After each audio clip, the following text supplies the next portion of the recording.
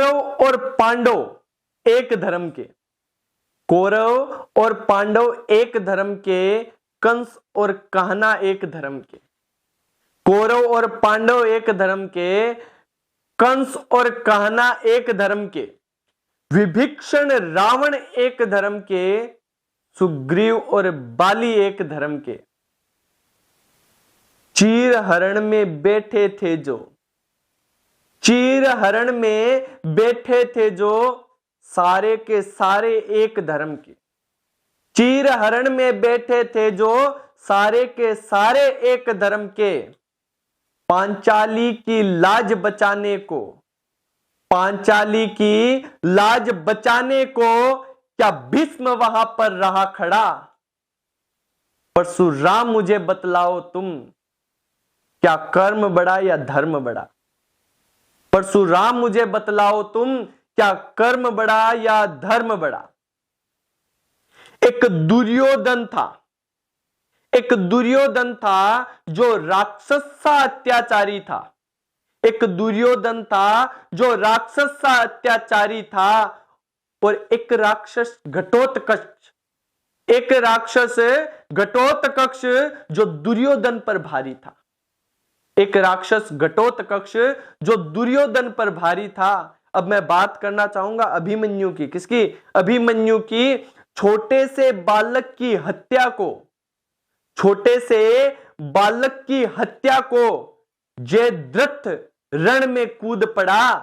हे द्रोण मुझे बतलाओ तुम, है धर्म बड़ा या कर्म बड़ा? छोटे से बालक की हत्या को जयद्रथ वहां पर कूद पड़ा। है द्रोण मुझे बतलाओ तुम, है कर्म बड़ा या धर्म बड़ा? है कर्म बड़ा या धर्म? नमस्कार दोस्तों, स्वागत है आपका फिर से एक बार एसआर क्लासेस के अंदर। और हम आज जारी रखेंगे अपने पार्ट 2 को, जिसका नाम है राजा किसान और नगर। राजा किसान और नगर।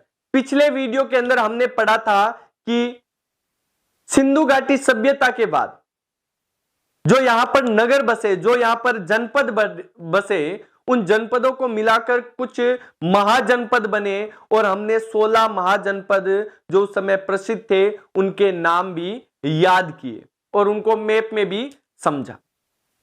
लेकिन वो हमने क्यों पढ़ा वो आज हम देखेंगे। ठीक है, सबसे पहले जो आपका सेकंड चैप्टर है उसकी शुरुआत होती है प्रिशेप और पियदसी से। किससे होती है? प्रिशेप और पियदसी। अच्छा, ये प्रिशेप और पियदसी किस बला का नाम है? ठीक है, क्या है? कोई खाने की चीज है, पीने की चीज है?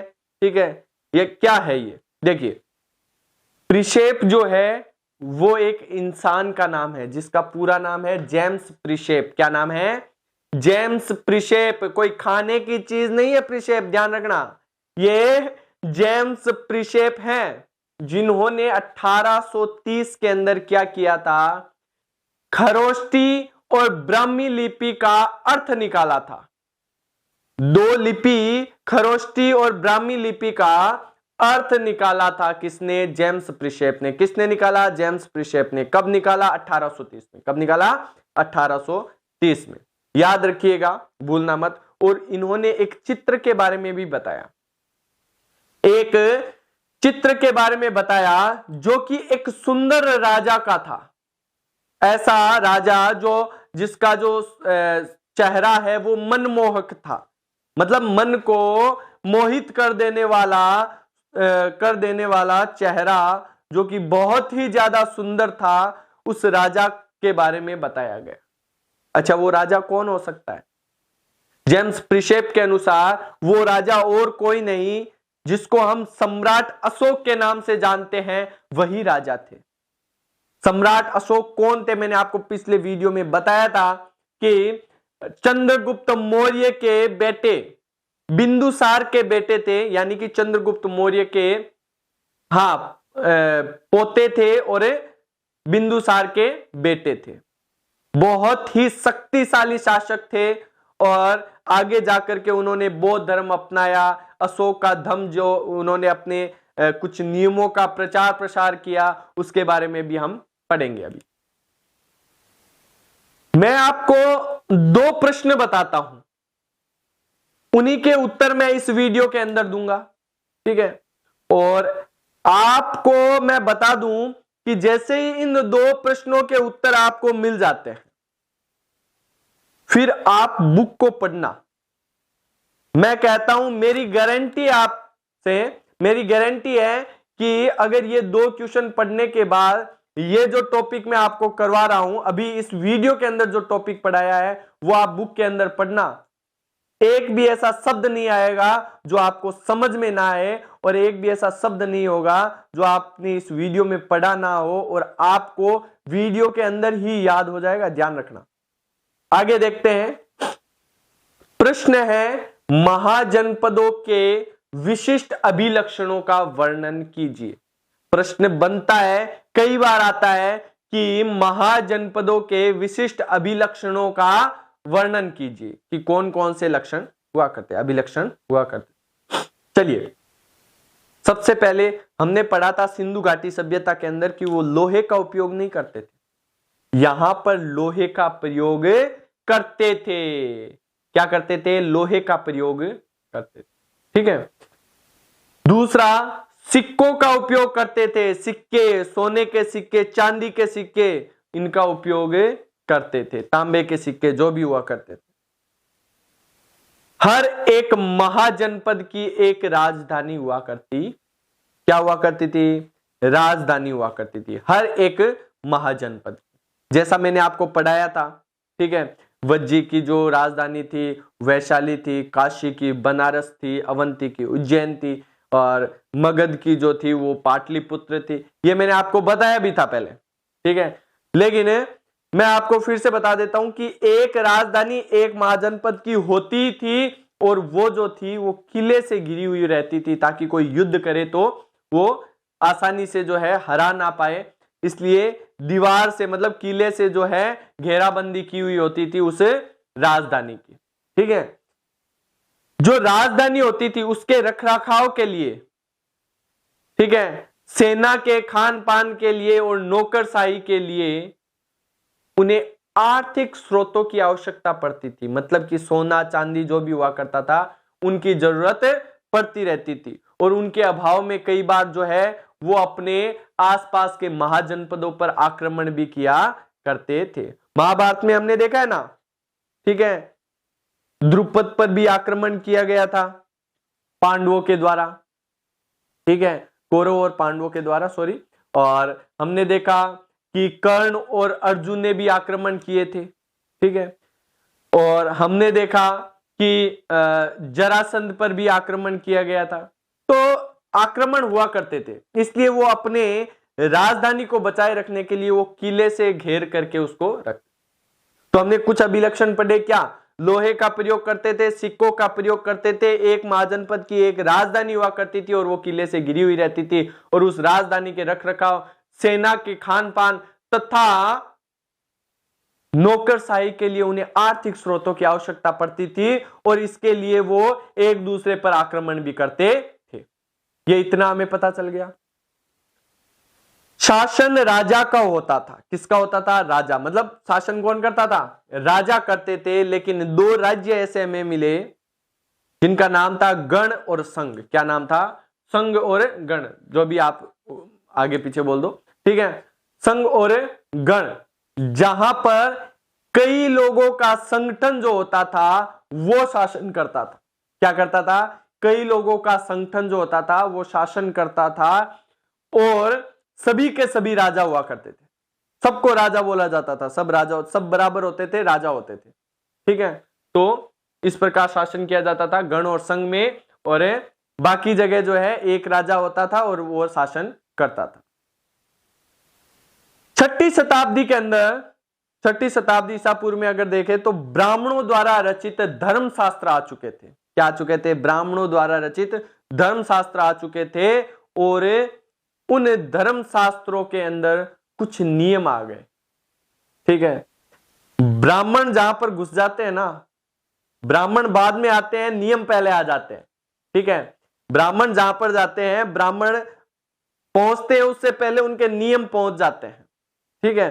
तो यहां पर भी कुछ नियम रखे गए कि भाई जो राजा होगा वो क्षत्रिय होगा, वर्ण व्यवस्था के अनुसार। और ये एक वर्ण व्यवस्था और डाल दी। ये वर्ण व्यवस्था क्या होती थी तीसरे पार्ट में हम पढ़ेंगे, लेकिन एक बार मैं आपको फिर से बता दूं, ठीक है। हमारे धर्म के अंदर 4 तरीके के वर्ण हैं। सबसे पहले ब्राह्मण, क्षत्रिय, वैश्य और शूद्र, ये 4 तरीके के वर्ण होते हैं। अब ये कैसे हुए, ठीक है, इनके अंदर क्या क्या होता है, ये सारा का सारा हम तीसरे पार्ट में पढ़ेंगे। तो अभी हम इस चैप्टर को पढ़ रहे हैं तो हम इसके बारे में ज्यादा तथ्य जो है वो खोज कर निकाले तो अच्छा रहेगा। आगे हम देखते हैं कि जनता से कर वसूला जाए राजा द्वारा, ताकि जो है जनता की भलाई के लिए या आक्रमणों से बचने के लिए, सेना के रखरखाव के लिए, राजधानी के रखरखाव के लिए जो है वो जो कर है, वो जो धन है वो काम में लिया जा सके, ठीक है। फिर मतलब आक्रमण करने की ज्यादा जरूरत नहीं पड़ेगी, ठीक है, अगर हमारा राज्य खुशहाल है और जो जनता है वो कर दे रही है। यह आपका इस प्रश्न का उत्तर हो गया। आपको इस तरीके से नहीं लिखना है, आपको पैराग्राफ में लिखना है या आपको पॉइंटों में लिख सकते हो। पहला पॉइंट क्या हो गया, वो लोहे का उपयोग करते थे। दूसरा पॉइंट क्या हो गया, वो सिक्कों का उपयोग करते थे। तीसरा, हर एक महाजनपद की एक राजधानी हुआ करती थी। चौथा, राजधानी के रखरखाव, सेना के खान पान तथा नौकरशाही के लिए जो है उन्हें आर्थिक स्रोतों की आवश्यकता पड़ती थी। पांचवा पॉइंट, आर्थिक स्रोतों की तलाश में कभी कभार वो एक दूसरे महाजनपद पर जो है आक्रमण भी किया करते थे। छठा, जो शासन है वो राजा द्वारा किया जाता था। नीचे नोट लगा करके लिख देना कि हमें गण और संघ नाम के राज्य भी मिले हैं, जहां पर एक संगठन जो है वो राज्य को चलाता था और सभी के सभी उसके अंदर राजा हुआ करते थे। बाकी महाजनपदों में क्या हुआ करते थे, एक ही राजा हुआ करते थे। 6ठी शताब्दी ईसा पूर्व के अंदर जो है धर्म ग्रंथ जो कि ब्राह्मणों द्वारा रचित थे, उनके अंदर कुछ नए नियम आ गए थे।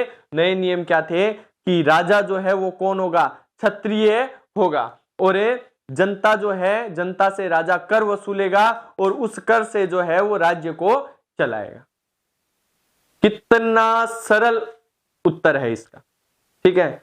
बस आपको लिखना आना चाहिए पॉइंट। देखिए ज्यादातर जो प्रश्न है उनको, बड़े वाले क्वेश्चन जिनको आप जितना पॉइंट में लिखोगे उतना ही वो सरल रहेगा याद करने के लिए, लिखने के लिए। और जो कॉपी जांच करने वाला होगा ना, वो फटाक से आपको नंबर देगा। अगर आपके पॉइंट में लिखे हुए हैं ना, तो वो 1-2 पॉइंट पढ़ते ही आपके हाँ पूरे में से पूरे नंबर दे देगा, अगर आपके अच्छे ढंग से लिखे हुए हैं, ठीक है। अच्छा, दूसरा प्रश्न जो है अपना, इतिहासकारों के अनुसार मगध के शक्तिशाली होने के क्या कारण थे। अच्छा, सबसे पहले तो मैंने एक शॉर्ट्स डाला था, एक जो छोटा वीडियो आता है 1 मिनट का, ठीक है, हाँ ट्रेलर की तरह जो एक छोटा सा वीडियो आता है वो मैंने डाला था, जो कि मोहम्मद पैगंबर के ऊपर था। माफी चाहूंगा, लेकिन जो वो वीडियो था उस पर कुछ कमेंट्स आए, ठीक है, दोनों ही धर्मों से, हिंदू धर्म, मुस्लिम धर्म, ठीक है, तो उनके बीच में कुछ तकरार भी मैंने कमेंट के अंदर देखी। तो एक्चुअल में क्या है कि मैंने जो वो वीडियो डाला था, उस वीडियो के अंदर मैंने क्या देखा कि उस वीडियो के अंदर मैंने ऐसा कुछ नहीं बोला है कि मोहम्मद पैगंबर का जन्म मक्का में नहीं हुआ था। मेरे कहने का मतलब यह था कि मोहम्मद पैगंबर का जन्म मक्का में हुआ होगा या है, बट डैन गिब्सन क्या कहता है, एक इतिहासकार है डैन गिब्सन, उसका क्या विचार है वो विचार मैंने बताया है, ना कि मैंने अपना विचार बताया। मैंने एक इतिहासकार का विचार बताया है। और आप YouTube पर अगर आप सर्च करोगे डैन गिब्सन, तो उसकी आपको जो थ्योरी है, ठीक है, ए सेक्रेट सिटी, ठीक है, सॉरी द सेक्रेट सिटी नाम से उसकी जो थ्योरी है, जो उसका उसके द्वारा जो जितने सालों में जो उन्होंने इधर उधर जाकर के जो अपने विचार लिखे हैं, ठीक है, वो सारे उसके अंदर वीडियो के अंदर या आपको उस बुक के अंदर मिल जाएंगे, तो आप उसको पढ़े, ठीक है। अगर तो उसका ऐसा नहीं है कि मैंने अपने तरफ से लिखा है। और आजकल तो क्या होता है, यूट्यूब पर अगर थोड़ा सा भी धर्म से रिलेटेड कुछ भी आ जाता है तो आपस में क्या हो जाता है, लोग जो है वो, हाँ ठीक है। और इस धर्म के नाम पर मैं कुछ 4-5 पंक्तियां कहना चाहूंगा जो मैंने ही लिखी है, ठीक है, मतलब मेरे ही द्वारा लिखी गई कुछ पंक्तियां हैं, ठीक है। तो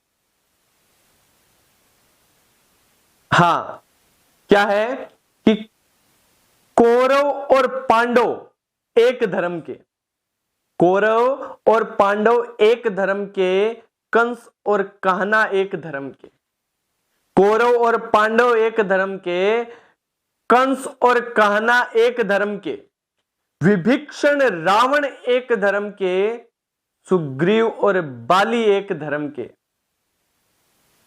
चीर हरण में बैठे थे जो, चीर हरण में बैठे थे जो, सारे के सारे एक धर्म के, चीर हरण में बैठे थे जो, सारे के सारे एक धर्म के, पांचाली की लाज बचाने को, पांचाली की लाज बचाने को, क्या भीष्म वहां पर रहा खड़ा, परशुराम मुझे बतलाओ तुम, क्या कर्म बड़ा या धर्म बड़ा, परशुराम मुझे बतलाओ तुम, क्या कर्म बड़ा या धर्म बड़ा।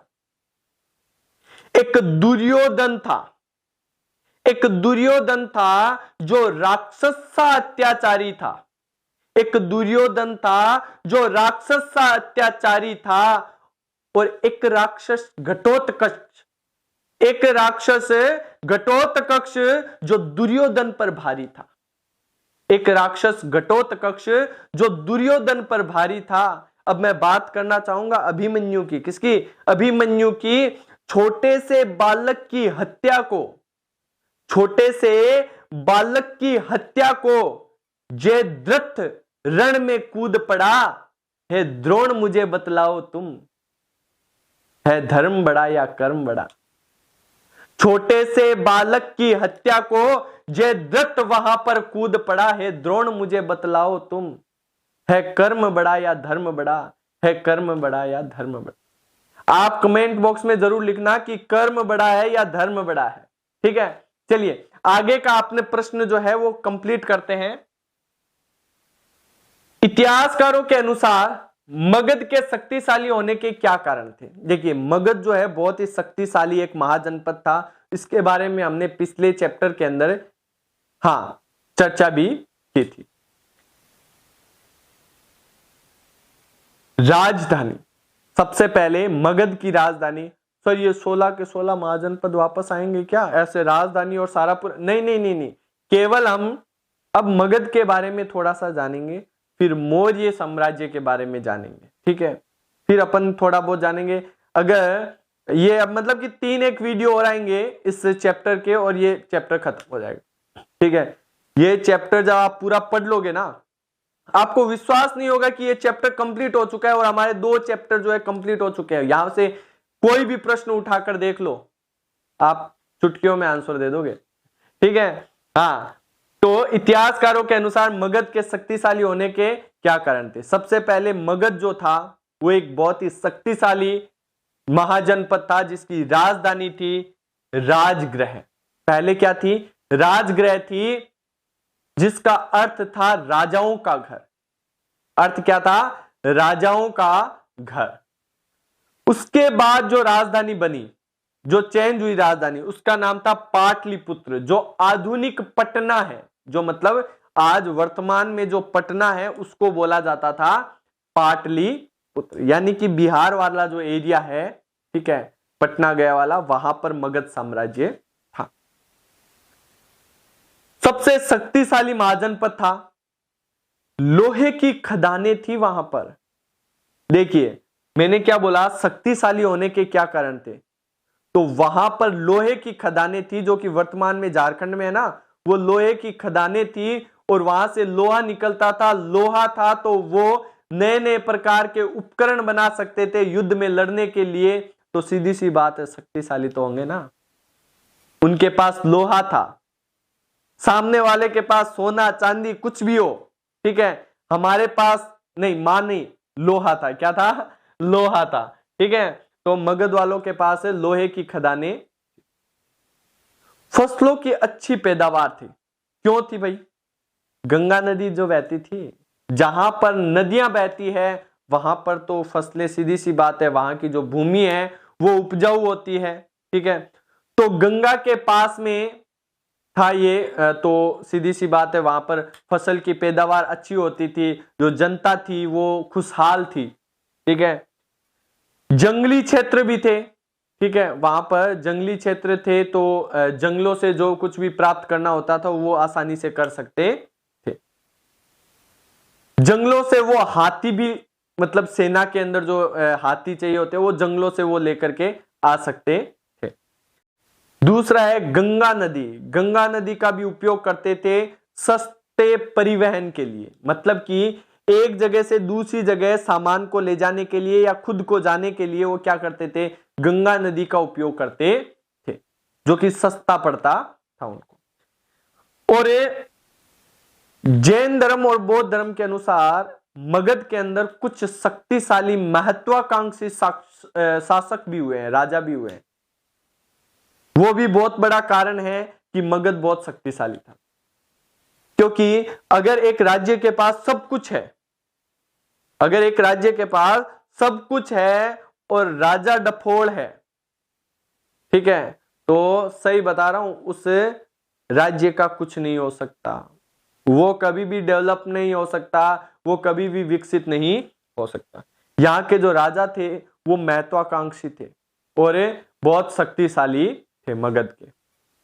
बिंबिसार शक्तिशाली था। ठीक है, अजात शत्रु जो था वो शक्तिशाली था।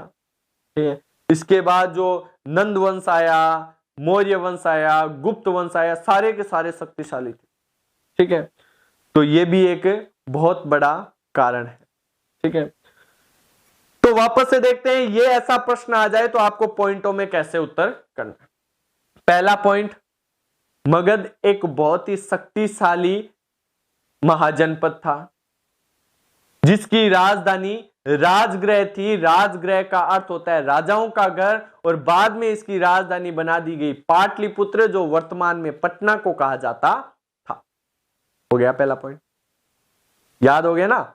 दूसरा पॉइंट है, वहां पर लोहे की खदानें पाई जाती है जो कि वर्तमान में झारखंड में है, और उन लोहे की खदानों से जो लोहा निकलता था उससे हथियार तथा उपकरण बनाए जाते थे। ठीक है, जो कि युद्ध में काम आते थे। तो सीधी सी बात है, ठीक है, सामने आएंगे, ठीक है, वो आएंगे पत्थर लेकर के और इधर से ये तलवार लेकर के आएंगे, तो सीधी सी बात है जीत किसकी होगी? तलवार वालों की होगी ना। ठीक है, तो इनके पास लोहा था, मां नहीं थी, लोहा था, वापस बता देता हूं। ठीक है, फसलों की अच्छी पैदावार हुआ करती थी, फसलों की अच्छी पैदावार हुआ करती थी। तीसरा, यहां पर तीसरा पॉइंट, अच्छा तीसरा, पहला ये हो गया, ठीक है, दूसरा लोहे की खदान हो गया, तीसरा फसलों की अच्छी पैदावार होती थी, चौथा यहां पर जंगली क्षेत्र हुआ करते थे जहां से जो जानवर हैं यानी कि हाथी और जो है वो क्या करते थे? युद्ध के अंदर उनका उपयोग करते थे। पांचवा पॉइंट है, यहां पर जो गंगा नदी बहती थी उससे लोग एक जगह से दूसरी जगह जाते थे और ये आवागमन जो है बहुत ज्यादा सस्ता हुआ करता था। इसके अलावा गंगा नदी से जो आसपास का क्षेत्र है वो बहुत ज्यादा उपजाऊ हुआ करता था और यहाँ की जनता खुशहाल रहा करती थी। ये 5-6 पॉइंट आपने लिख दिए ना, एक नंबर भी कोई नहीं काटेगा, गारंटी है, लिख करके ले लो, कोई नंबर नहीं काटेगा। ये इतने पॉइंट अगर आपने इस प्रश्न के अंदर लिख दिए तो। हाँ, वो उस पर डिपेंड करता है कि आपकी शब्द सीमा कितनी दे रखी है।